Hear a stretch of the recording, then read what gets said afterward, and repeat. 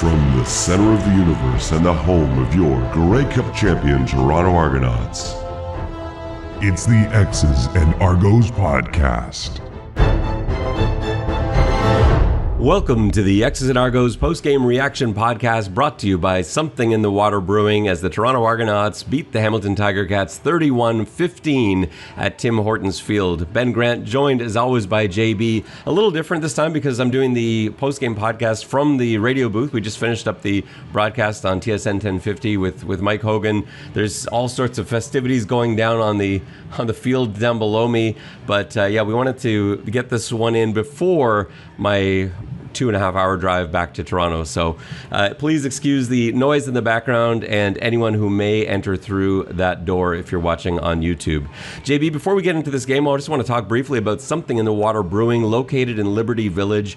You can now go down to Something in the Water Brewing and get Longboat Pale Ale, the beer that was made for fans of the Double Blue, the beer that was inspired by Toronto right guard Dariusz Bladek, who took Philip Blake down to Something in the Water a number of times, and I'm going to get Dariusz Bladek to tell the full story at some point. That will come to you. But yeah, I was just talking to the guys at Something in the Water, and they said, yeah, we noticed these guys coming in. We didn't know who they were, but we knew what they were. You could tell from a mile away they were football players, and they became huge fans of the place to a point where Something in the Water decided they needed to make a beer for Argos fans, and that's exactly what they did. Longboat Pale Ale. JB, 31-15, it was a game dominated by Toronto, but it got a little dicey there. Did you ever feel this one was in jeopardy, as it was a 7-point game at one point in the fourth quarter, which I just didn't see coming after the first half? No. It's a very weird feeling to not be worried when these games are often a little closer than you would expect, but the reality is that, like, you know, Hamilton's nickel and dime screen, running back screen, wide receiver screen, hook, wide receiver screen, you know, like, that's just not, you know, I mean, it just didn't worry me. I just knew that, like, at some point that was going to come to an end. You know, yeah, the Argos did not play as well offensively in the second half, which was a little disappointing. But the game was well in hand. It was a professional road victory from a very good team.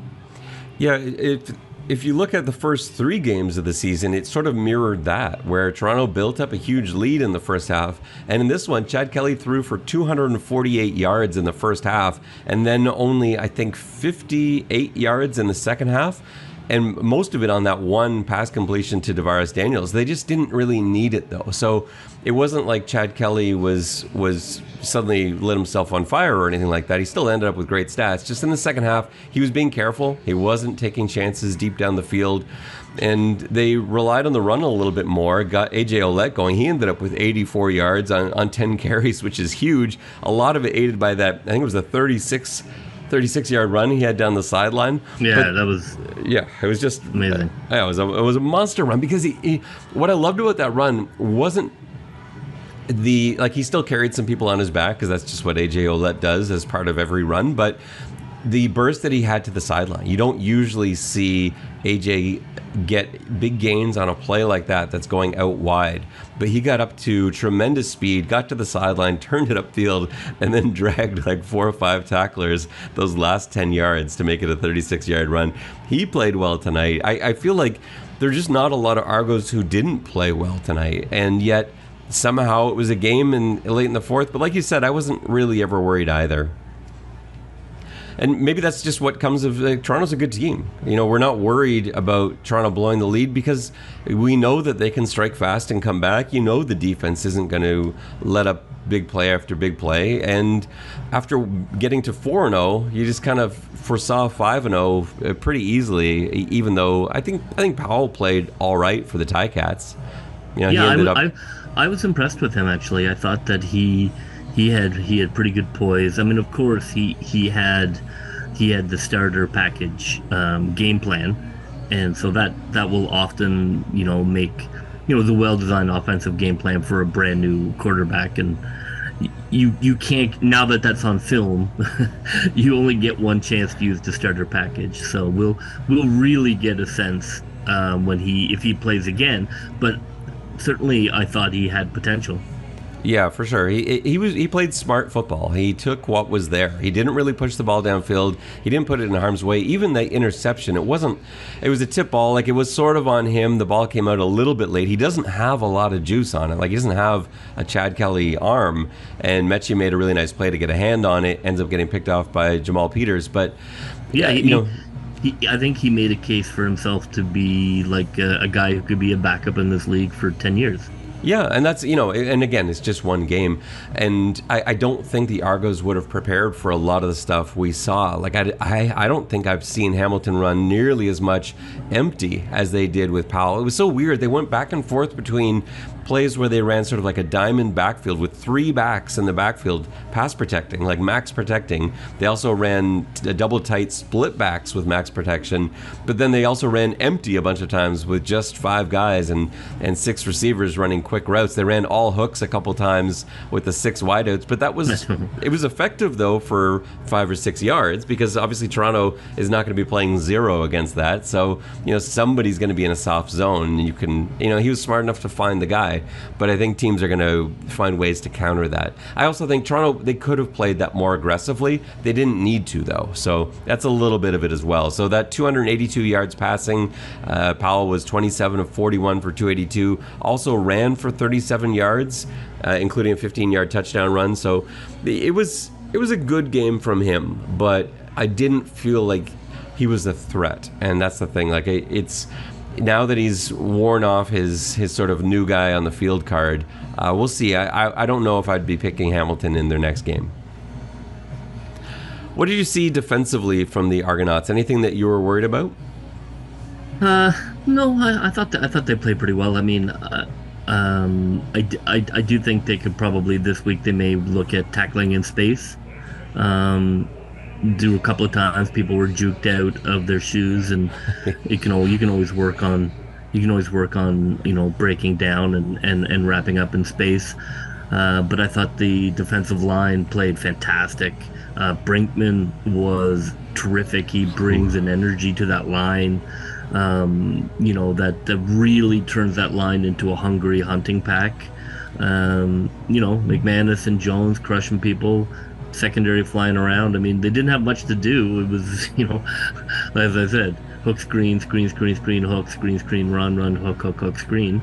But I thought that on the whole the defense played very well, and every time Hamilton got close to the red zone, ended up being a Legio field goal. And I think that's on the Hamilton coaching staff. For some reason, they thought that this was like the 2017 Argos, and that you could win by kicking 4 field goals. Didn't make any sense to me. I mean, I guess you lose by less, maybe, but I didn't understand why they were constantly kicking short field goals in a game that they were clearly going to lose by 2 touchdowns. Yeah, I didn't really get that part either. I want to talk about Brinkman for a second, because you brought him up and just talked about how well he played. Brinkman, there were a few plays that stood out. There was one where he took David Beard, the Hamilton center, who's a really good center. This is a high-quality player. And he took Beard and just threw him away like laundry. Just threw him to the side and wrapped up Butler and threw him to the ground. And even the sack where he got a face mask penalty, got the hand up, it was still a heck of a play to get there. You just hate to see that he has to have the discipline to have that not end in a face mask penalty, because it was such a good play leading up to that. But he had so many like that where he's just throwing guys aside. He just looked like he's a different size man from everyone else on the line, and he showed it. And he showed the rest. Like, he hasn't dressed for the last couple games. He came in very fresh, and he looked it just like fired out of a cannon tonight. Offensively, let's talk a little bit about what we saw from... Actually, no, wait. Before we shift to offense, let's talk about the defensive play calling, because I didn't think it was very exotic. I thought Corey Mace played a fairly conservative brand of defensive football. I think he could have been more aggressive in blitzing. They didn't send a lot of heat. They didn't disguise a lot of coverage like I would see either. They played a lot of base defense, a lot of cover 4. Are you a fan of that? Would you rather have seen them send heat? No, 100%. I mean, I talked about when we did OCDC. Why would you put anything on film against these guys? I mean, no disrespect to Hamilton, but it's like, we can beat you just, playing our cats are better than your cats. And that's what they did. I think that's the smart decision. I mean, he could have dunked on them, but to what end? Why show Saskatchewan anything? I thought, that was absolutely the way to go, and coach agreed. I know, and it's not wrong. I can't really criticize it because it's not wrong. I just think it's a rival in their building. They had a chance. They could have. I really believe that if Coach Mace really wanted to bring it today, and if Coach Dinwiddie on the offensive side of the ball wanted to bring it today, I feel like they could have buried Hamilton in front of their own home crowd, had them asking questions like, what's the answer here? They'd be talking about all sorts of things. I don't feel like Ticats fans, as I watched the last of them leave the stadium here, I don't think they felt like this game went really badly for them because they were in it in the fourth quarter with their third string quarterback. And I just feel like they could have sent these fans home with a very different message if they just turned on the gas the whole way. But you're right. It's a marathon, not a sprint. And so in terms of the rest of the season, in terms of next week against Saskatchewan, this probably was the right call. Talk about Chad Kelly's first half. Is that his best half of football, what he did in the first half today? Yeah, I mean, he looked absolutely in control of the offense. Those between the number passes are just rockets. I mean, Matt Dunnigan on the TV broadcast was, orgasmic, if I could use that word. Kelly was on fire. He was showing how he is the best quarterback in the CFL. I know things cooled down in the second half, but, give or take, he did have that one terrible, throw where he tried to get rid of it and Edwards almost ran it back for a touchdown, which would have been something to watch Edwards run an 80-yard ball back for a touchdown. But, other than that and a couple of overconfident throws into coverage that was way too tight, he tore them apart. Like, he just has a rocket arm, and if you play any kind of zone defense, he's just going to get the ball into the receiver before. And I do think the receivers played unbelievably well. They did. I think that a lot of his passes were there, but not easy catches. Some were high. Some were coming at 140 miles an hour.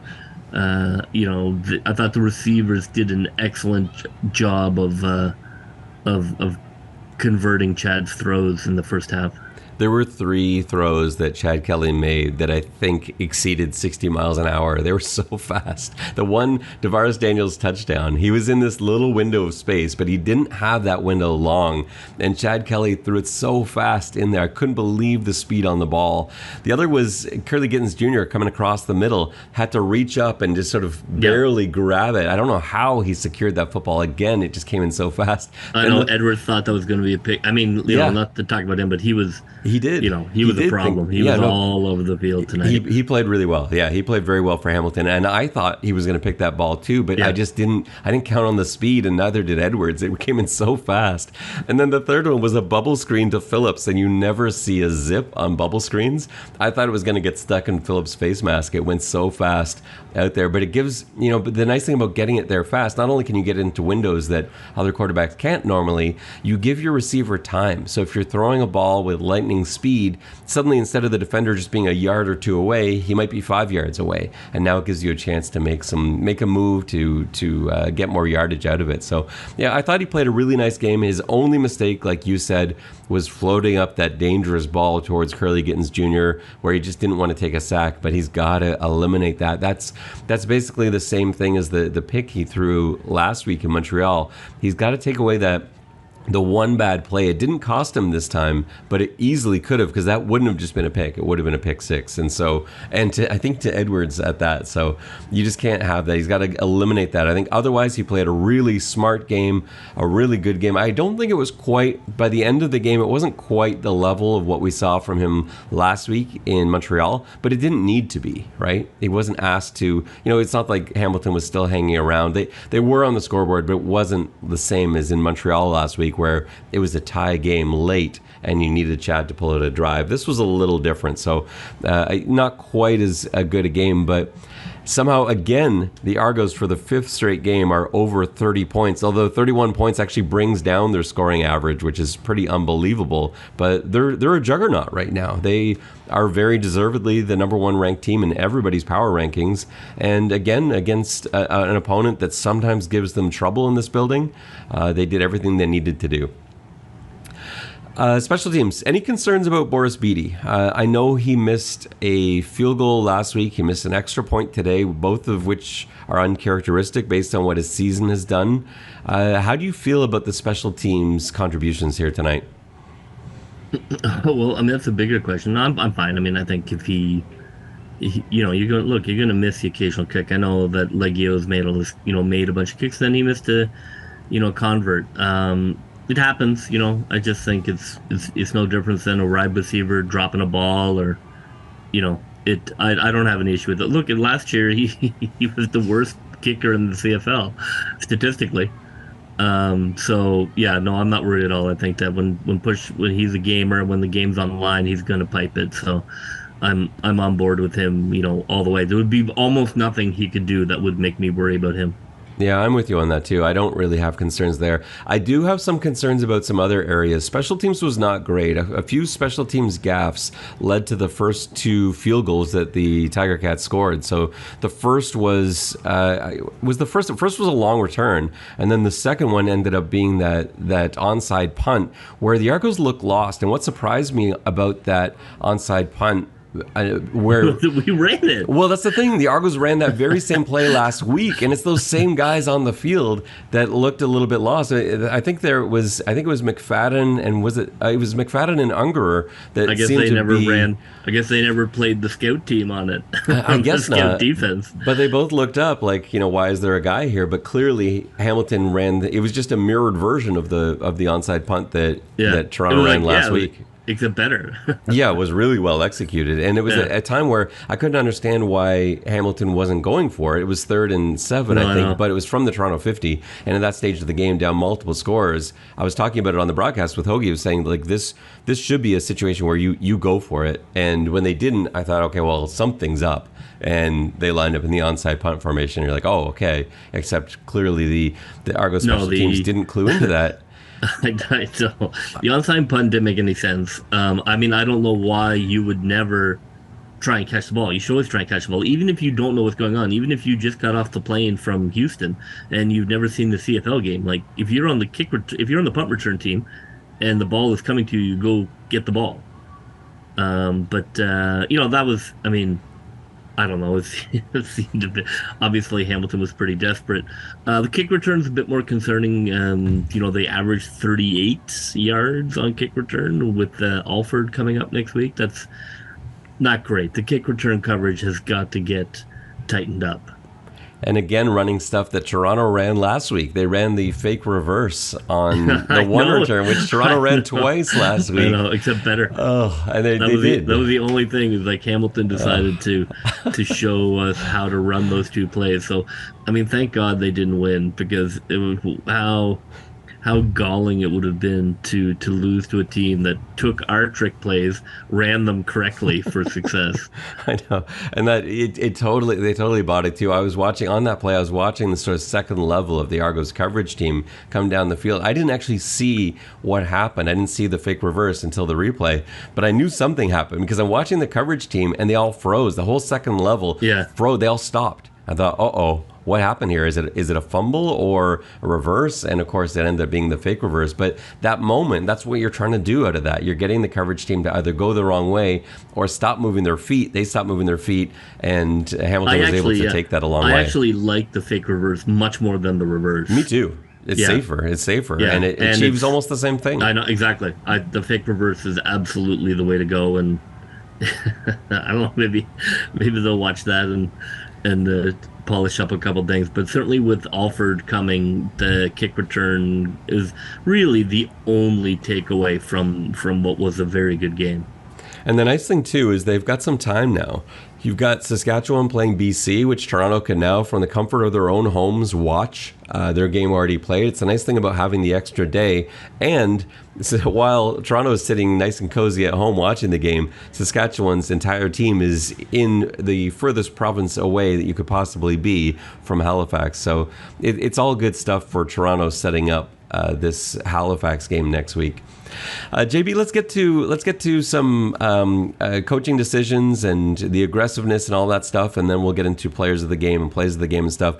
Coaching wise, I was disappointed at the lack of aggression offensively, defensively. I wanted to see more from it. It sounds like, just from us having talked about Coach Mace, that you feel like this was exactly the way to play it. You wouldn't have gone for it maybe on a couple of those third downs, or been a bit more aggressive downfield in the second half?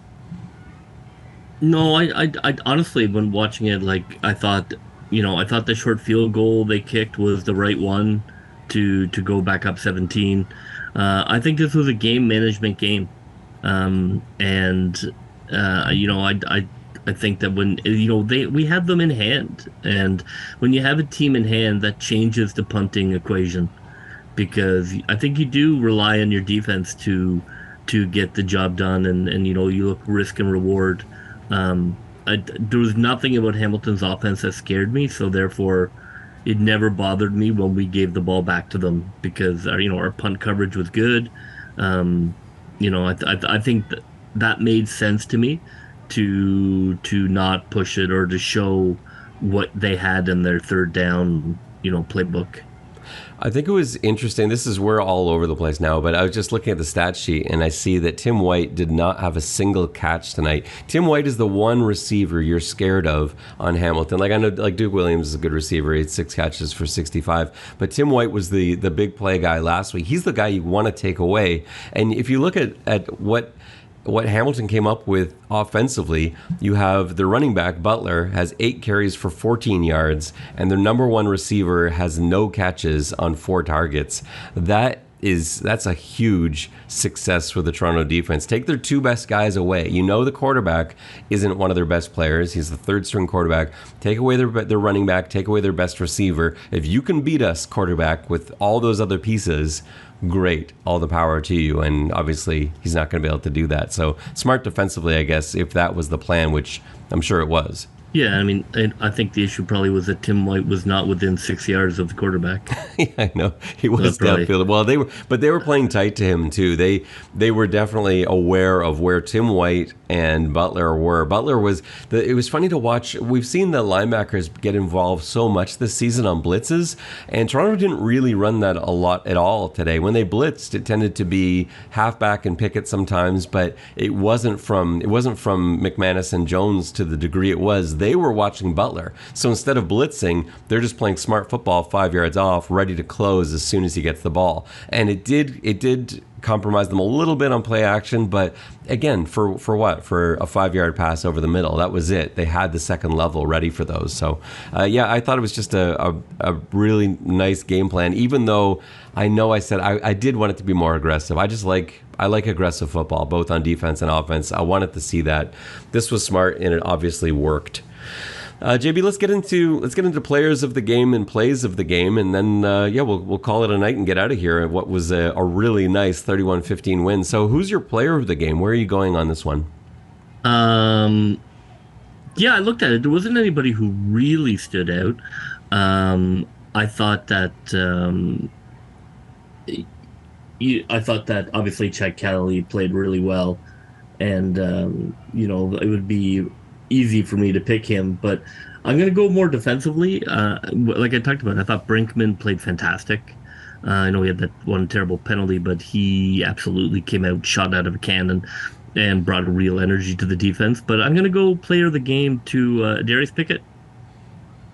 I know I go on and on about him, but he's really good. I'm going to say, look, just like we called McManus last year, get on the bandwagon early. He is going to be the Eastern Conference defensive player. It's just going to be that way. He is all over the field. He sacks, he pressures, he goes downfield in coverage. He lets the defense do so many of the variable things they do, because you can ask him to do almost anything. Led the team in tackles, almost had a sack, but lots of quarterback pressure. He is the heartbeat of that defense. So I'm gonna go Pickett. Yeah, that's a good call. And he actually made a couple of really nice special teams plays too. There was a one tackle he made on a punt where they had a couple guys that were trying to hold him up at the line of scrimmage who couldn't. He got by them, was able to settle his feet exactly 5 yards from the point of the catch on the punt, and then closed in and made a one-on-one tackle. And that was one of his 2 special teams tackles. But they can't have him on that team all the time. He's exhausted half the time because he's doing so much defensively. So he was being subbed out for Edouard and for Sutton today. So he wasn't always able to be out there as a gunner or as a slot gunner on punt team. But every time he's out there on a special teams play, it catches my eye. I did think of you briefly on, I think it was the first kickoff the Argos took. Was it Pickett that caught the ball on the very first kickoff? He did, and then he almost got into a traffic accident. I know. I thought of you. What was going? Oh my God! What was going through your mind on that? Get this guy off kick return. Come on, coaches. Enough. I know he can do it, and I know he's good at it. But you don't take your Porsche out to clean snow. So let's just leave the Porsche in the garage in the winter, okay? Let's take him off kick return, and that is my plea. Especially because Hamilton was the team that kicked it to him like 4 times the last time the Argos were here in preseason, which was even worse. But yeah, I thought of you when I saw that, and I don't think he got another one after that. My player of the game, I'm going to go a little differently here. I also want to tip my hat to Brinkman and to Chad Kelly. I was going to go with Chad Kelly. He had a great night, 20 of 27, 306, 2 touchdowns. But I went with him last week. I think instead, Curly Gittens Jr., who has been quiet all season, really did step up today. He ran some beautiful routes. He made some gorgeous catches. He ended up with 6 catches, 69 yards, and a touchdown. And the touchdown was a nice one, too. And caught some balls in heat. And also, when there was traffic around him, he was able to at least keep the ball away from the defender. There were a couple where Chad was going to give him a chance in tight coverage, and he was smart enough to be able to use his body to get in front. And even though he wasn't able to bring it in, he wasn't going to let the defender come away with a pick either. So I think Curly Gittens Jr. gets my player of the game. This looked like the Curly Gittens Jr. we saw over the last 2 seasons, who was a little bit quiet in those first 4 games out of the gate. What's your play of the game? This is, again, there's a few options here. What did you think was your highlight, your play of the game? Yeah, I mean, you could go with the Gittens touchdown. I mean, it was sort of the beginning of setting a tone. But I'm going to go with the Stiggers pass knockdown. It would have made a 10-point lead in the fourth, right at the beginning of the fourth. Would have been Hamilton really was pushing there. You could feel it. Even on TV, you could feel the stadium and the team starting to get faith. I wasn't particularly worried, but I thought, no, I don't know if he was cut out of position and that's why he had the rush back, but nonetheless, he did get there, and I'm happy Hamilton did not challenge the play, and it was a terrific knockdown. It was a beautiful knockdown, and he wasn't out of position, so that was actually cover 2 on that play in near the end zone. So he was clouding Duke Williams down the sideline. He had an eye on him. Now, he got a little bit further away than I think he would have liked, but he had to stay pinned because there was action in the flats. And the coverage was late. The help was late coming over top because it was right against the sideline.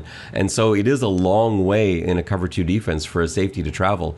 And so Stiggers very alertly realized, I got to get back here. And he turned on the jets, and what was so beautiful about it was that he needed every inch of his jump, and it needed to be timed perfectly. The perfect timing, he was able to jump, and right at the very top of his jump, just got fingers on it, was able to tip that ball away and prevent a touchdown. Hamilton ends up, I think, kicking a field goal on the next play.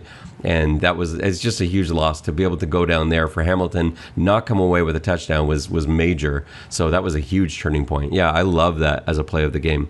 I'm going to go on the offensive side of the ball. I thought the DeVaris Daniels catch late for me was the play of the game. It ended up being a 35-yard catch.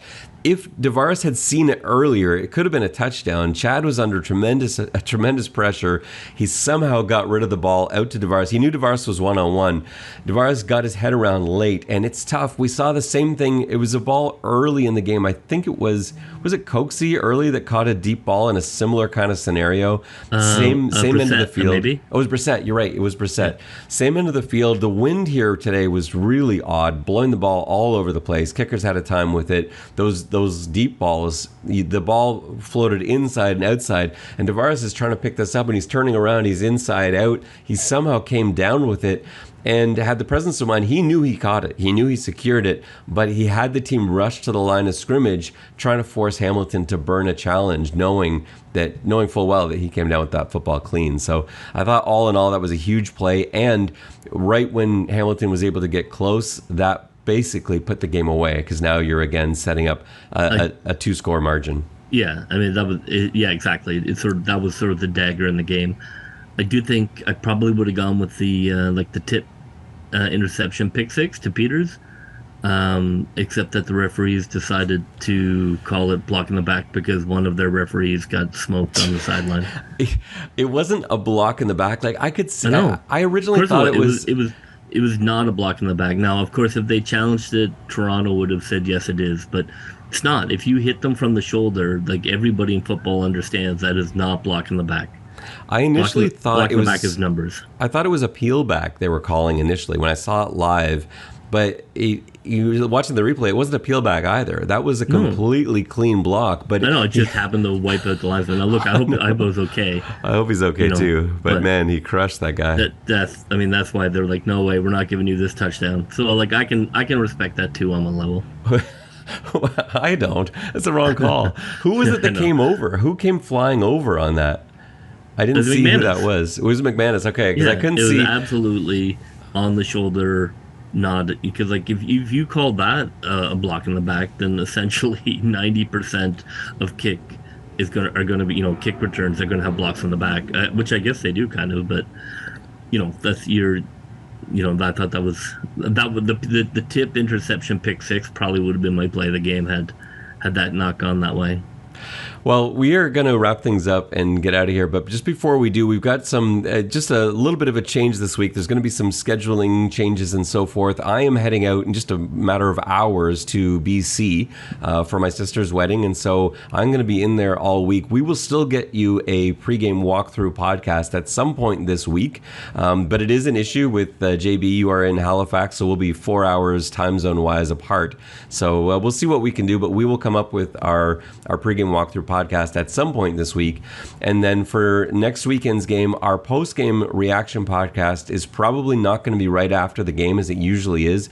Look for that one the next day. We'll see when we can get a time to record it. It may be me sitting in an airport or on an airplane. I don't know. We will find a way to get it to you, but please don't be surprised if things are a little bit off schedule this week. And then for the following game will be all things back to normal. But JB, you are going to be in Halifax obviously all week this week, setting up for it. When do the festivities get underway in Halifax this week? It's the last few days this time. It's not like a full week-long thing. No, well, yeah, the team's not flying. The Argos aren't flying in until Friday. Right. So it's a little different than last year. Which is too bad, because it certainly was, more fun to kind of watch the practice and see different things. But I don't know. I know there's some rider events, but I don't know for sure what's happening on Friday. I don't know if they're doing a practice Friday afternoon or not. But I know they're getting in at noon on Friday, so. I'll have to see whether I'm going out to that or it rained like the end of the world here today in terms of climate change, the climate change update part of the pod. So hopefully the world is still here come the Grey Cup. because there was a lot of rain here today. Yeah, there have been some strange ones. Again, this is off topic, and we'll get back to our regular schedule stuff. But yeah, it's been some strange ones, from snowball-sized hail in Italy to whatever else was going on the East Coast with you today. But yeah, that will just about do it for us on this episode of the X's and Argos podcast. Again, the final score: the Argos 31, the Hamilton Tiger Cats 15. For JB, this is Ben Grant saying so long, and may all your pre-snap reads be good ones. I'll see ya.